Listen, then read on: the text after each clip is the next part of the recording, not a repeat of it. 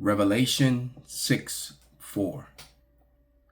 And there went out another horse that was red, and power was given to him that sat thereon to take peace from the earth, that they should kill one another.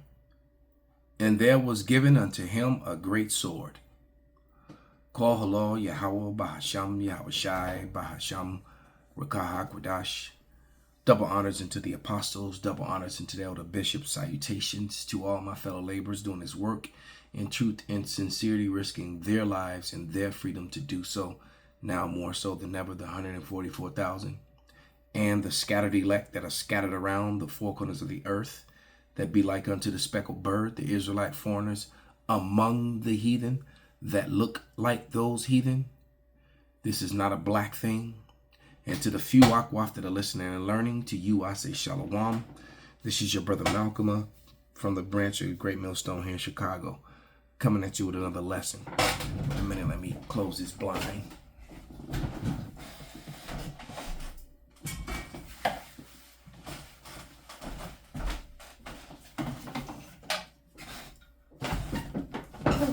All right, Salakia. But yeah, I'm just gonna play a couple, videos, a portion of them, and just read some scriptures. And basically, the name of this lesson is gonna be called "Unethical, Cowardly Warfare," Revelation 6:4. And we're just, pondering on Amalek's behavior in the past, and what they're doing today. And it's funny too that this is called colonial outcast. But without any further ado, the colonial outcast. Hello and welcome to Colonial Outcast, an anti-imperialist podcast that presents a worldview that would make your uncle increasingly mad and uncomfortable. This is an off-the-cuff episode responding to breaking news as the security situation in southern Lebanon and Israel's war with Hezbollah has evolved drastically. If you aren't tracking yet, it seems that the IDF and associated intelligence agencies has made a ton of pagers explode, killing 3 to 8 individuals, including a 10-year-old girl, and wounding almost 3,000 others. Today, we examine what all this means within the wider context of the ongoing war, and we are joined today by regular geopolitical analyst Alina Xenofontos. I'm your host, Greg Stoker. Thanks so much for coming on at such short notice, Alina. Thank you. This is going to be a very interesting one, so thank you. Yeah, very interesting. This is a developing story. Real quick, we are on Patreon if you want exclusive content. For instance, I will be doing a follow-up live Q&A on this tomorrow, Wednesday at 2 p.m. Eastern Standard Time on that platform. We are demonetized on all platforms except Patreon, so if you're picking up what we're putting down and want to help us grow, we'd appreciate the support as we try and build out this platform. Plug over. All right. So what happened earlier this morning? Hundreds of pagers blew up at the same time across Lebanon on Tuesday in an apparently coordinated attack that killed 8 people and injured more than 2,700, health officials said on Tuesday. The attack came a day after Israeli leaders had warned that they were considering stepping up their military campaign against Hezbollah. Hezbollah said that pagers belonging to its members had exploded and accused Israel of being behind the attack. The Israeli military has declined to comment. However, one of Netanyahu's aides hinted that, they did. And obviously, it's the most informed supposition you can make. The wave of explosions left many people in Beirut in a state of confusion and shock. Witnesses reported seeing smoke coming from people's pockets, followed by small blasts that sounded like fireworks or gunshots. Amateur footage broadcast on Lebanese TV and within different Telegram channels showed chaotic scenes at hospitals, wounded patients with fingers missing, leg wounds from, if they were being held in their pockets, and burn injuries.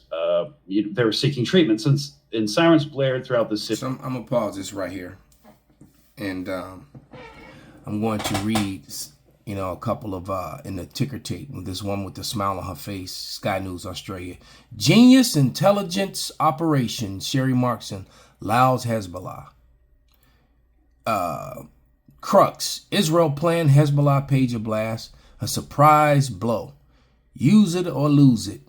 Israel had to rush pager attack. Pager attack on Hezbollah has psychological, this is from the news station. So they're very proud of this was a very cowardly thing, to do this, for the simple fact that so many civilians and non-combatants who had absolutely nothing to do with any of this, because had this been done to them, they'd be trying to, send missiles. But I'm going to read, this is Jeremiah 50 and 23. How was the hammer of the whole earth cut asunder and broken? How has Babylon become a desolation among nations? I have laid a snare for thee, and thou art also taken, O Babylon, and thou was not aware. Thou art found, and art caught also, because thou hast striven against Yahweh. Yahweh hath opened his armory, and hath brought forth the weapons of his indignation. For this is the work of the Lord power of hosts in the land of the Chaldeans. Come against her from the uttermost border, open her storehouses, cast her up as heaps, and destroy her utterly. Let nothing of her be left. So basically, these Israelis, the least of the flock, whom the Lord has had war with Amalek, and as Bibi Milkowski, also known as Netanyahu, tried to project his heritage onto the Palestinians. The Lord has had it up to there with them, and so to speak. And what the Israelis have done has successfully dragged Babylon, which is America, into something that it can't get out of, and that it will not survive. As the day ended. So Lebanon's health minister said that at least 8 people had been killed. As we've said, many of the victims had injuries to their faces as well, the eyes as well as the hands. One of those killed was an 8-year-old girl. He said, "I'm hearing 10. She was inside her house when the device exploded, and that's what we're getting on that." Lebanon's prime minister, Najib Mikati, has characterized the attack as a criminal Israeli aggression and called it a serious violation of Lebanese sovereignty. So the following is coming from the New York Times. 3 officials briefed on the attack said that it had targeted hundreds of pagers belonging to Hezbollah operatives who have used such devices for years to make it harder for their messages to be intercepted. The devices were programmed to beep for several seconds before exploding, according to the officials, who spoke to the Times on the condition of anonymity because of the sensitivity of the matter. And so these blasts appear to be the latest salvo in an 11-month conflict between Israel and Hezbollah that began last October, after Hezbollah began firing into Israeli territory in solidarity with its ally Hamas and Gaza. The conflict has largely remained contained to exchanges of missiles and rockets, but this is a significant escalation in the status quo. So before we begin and dive into this, Elena, let's see the wider context that Israeli media, Hebrew media, and IL-24, their channel over in Israel, is portraying it. I think they usually do a pretty good job at contextualizing, but come to different. He said it right when he said Israeli. All right. Conclusions than we do. After more than 11 months of cross-border shelling by Hezbollah into northern Israel, Prime Minister Netanyahu says the situation cannot continue. Netanyahu was speaking ahead of his meeting with visiting U.S. envoy Amos Hochstein. And again, this is from yesterday. And again, why don't you just call him Milkowski, his real name? They met with Hochstein, the U.S. envoy, yesterday to urge Israel to not escalate into a regional war. Who has visited Israel and Lebanon repeatedly since the start of the war in Gaza. Hochstein is here in his latest diplomatic push for an end to the cross-border warfare and to avoid it spinning into full-scale war in Lebanon. Netanyahu pledged to restore safety to northern Israel so that the more than 60,000 residents of the border communities evacuated in October can return home. Earlier, he told the cabinet that a change is coming in the balance of forces on our northern border. More information is emerging on the missile fired at central Israel yesterday by Houthi rebels from Yemen. The missile evaded Israel's advanced detection systems and was not brought down until it was over Israeli airspace, raising questions for air defense. Well, they're showing that they're not safe. This is Ezekiel 7 and 18. All right. Now, though this chapter was about the destruction of the true Israelites, in the ancient time, remember the duplicity of the scriptures. All right. There's many things that was talking about Israel that's applied to Esau today. But this is Ezekiel 7 and 18. They also gird themselves with sackcloth, and horror shall cover them, and shame shall be upon their faces, and baldness upon their heads. They shall cast their silver in the streets, and their gold shall be removed. Their silver and their gold shall not be able to deliver them in the day of the wrath of Yahweh. They shall not satisfy their souls, neither shall their bowels, because it is the stumbling block of their iniquity. So there's no way out of this. The destruction is coming down upon Amalek, the rest of Esau, Edom, and definitely upon Babylon. There's no way out. Let's go to the next video. Actually, let it play a little bit more. That does not bode well for an incoming escalation with Hezbollah. Just really want to point that out. Continuing. Missile's target is predetermined and cannot change course during flight. Preparations for its launch are fast. Filling the first stage of fuel takes only about 30 minutes instead of several hours for the Shahab missile, so there is less time for early detection. From northern Yemen, the missile requires only 12 to 15 minutes to reach central Israel. The warhead itself weighs about 650 kilo, and the explosives can cause severe damages. The Houthi missiles come from Iran and are nearly identical to the Iranian Gadir missile, which is similar to the earlier Shahab 3.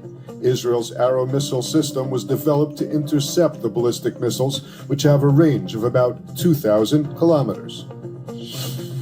The army has confirmed that 3 Israeli hostages were killed as a byproduct of an Israeli airstrike in November. The bodies of Sergeant Ron Sherman, Corporal Nick Beiser, and... So it seems like Amalek is constantly killing everybody in his own people, just like they did on October 7th. That came out. Majority of the people that died from machine gun fire from their own forces. But this is Numbers 24 and 20. And when he looked on Amalek, he took up his parable and said, Amalek was the first of the nations, but his latter end shall be that he perish forever. And definitely, if you can't see that these Israelis are first, they're placed before everyone on the planet. That's why there's so many different organizations and NGOs in America that support their causes that are completely and totally un-American.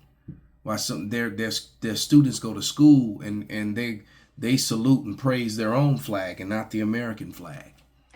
You know, everything is about them and their land and their home, even though they live here in America. You know, they sing their own national anthem and that sort of thing, and yet, you know, it's allowed to be done. You know, you got AIPAC, the ADL, you know, the American J-ish this and American J-ish that. They have all these lobbying organizations that completely control. And look at how many of them are actually Congress members. Look at, you know, every important organization that deals with either money, deals with security, all right, or deals with political issues. They sit on the board. They control it. The CDC, FBI, CIA, you know, Congress. They're there. Federal Reserve, it's them. And that's not being anti-semantics at all. There's no anti-semantics here. That's just a fact. It's just truth. So why is it that this small population among the people have all the control? All right. You know, and you people continue to allow it to be so. So don't complain, you know. because actually both of the guests are very good, but you especially, I mean, by just virtue of being someone who is based in this, usually lives in the city where we saw this vicious attack. Tell us what happened. Yeah, so like you said, I usually am in Lebanon. That's where I live. That is, I'm a hyphenated person. I'm Lebanese American. And today, as I'm sure many of your viewers know, the Israelis launched what can only be described as a countrywide act of terrorism against the Lebanese people. They booby trapped a bunch of pagers that Hezbollah had distributed to its members with an explosive, and today decided to trigger those explosives across the country around 3:30 p.m. when people were out and about, grocery shopping. Some people were sitting at home with their kids. Some were, I have to remind people, I know Hezbollah is classified as a terrorist organization by the U.S. That's just what the U.S. and Israel think, by the way. A lot of the rest of the world doesn't necessarily see Hezbollah that way, but Hezbollah is also a political party. They have been elected to government in Lebanon. They're part of the biggest political bloc in the country. Therefore, they have a political branch, meaning they have members of parliament. So several members of parliament. One of them actually, Ali Ammar, the son was killed in this attack by an exploding pager. Another one, Hassan Fadlallah, two of his sons were injured. One of his sons was injured so badly he's in surgery. Another one was Safa. He's a pretty high-level Hezbollah official in the political branch. Two of his sons were injured. So the point is that these are political figures. These aren't necessarily, soldiers. And yes, some of these people may have been soldiers, but they were far from any battlefield. This was such a dirty way to attack people. And it was essentially an attack on civilians because you turned human beings into bombs. This injured at least 3,000 people, and something like 200 are in critical condition. And according to a recent New York Times article that I was looking through before I came on, the Israelis rigged the pagers to beep before they exploded, meaning people took them out of their pockets if they had time to look at them. So this is something that exploded in people's faces. It killed at least one child, a 10-year-old girl. And so, I mean, it's completely disgusting that something like this happened. And it's also even more disgusting the way it's been covered in the media. You see really ridiculous headlines and then really ridiculous framing that this was some sort of attack on Hezbollah. No, this was an attack on the country of Lebanon. And you can imagine. Yeah, this was an attack on people, on everyday people. Like I said, you can only imagine the outrage that would be coming from America had that been done here in America, to the ish population while they were running errands and shopping and at school, and it beeps and the kid picks it up to bring it to his mother and it blows up. This was a very cowardly and heinous act.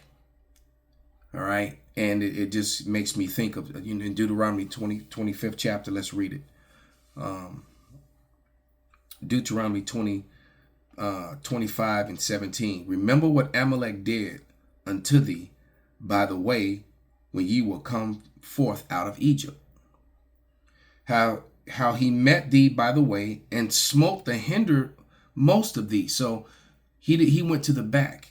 This long line, this traveling caravan, he attacked the hindermost part, which is where the women and children, the sick, the old, and the elderly. All right, not up front were the strong, the young, the warriors, and they attacked the hindermost part. All right, how he met thee by the way and smote the hinder of thee, even all that were feeble behind thee, when thou wast faint and weary, and he feared not God. And see, they don't fear. So you traveling, you have no food, you have no water. He attacks, and then he attacks the weakest of you. Esau is the biggest coward on the planet. And that's the way he gets down. And he did the same thing here when he took America. He did the same thing when he took Australia and every other place that he took. He attacked the weakest people. All right. And he has no fear of the Lord, but that's all going to change. Because see, what he doesn't understand is that he was allowed to do what he did just so he could get built up to this point. All right, so now he's big and bad. It's like a guy that sits up and lets you train all day long, you know, lets you win some fights, let you get a name up for yourself, or sit, but let you build up, just so when he completely obliterates and embarrasses and shamefully beats you, all right, that you at your best was not even, he barely even broke a sweat. Verse 19, therefore it shall be, when Yahweh thy power have given thee rest from thine enemies round about, in the land which Yahweh thy power giveth thee for an inheritance to possess it, thou shalt blot out the remembrance of Amalek from under heaven, thou shalt not forget it. So that has not happened. That is about to happen. That is a future prophecy. Amalek is still here. They're the first of the nations, and you know, it should be clear whose issues comes first over everyone else in the world. And they admit it over and over again, just in small talk and interviews.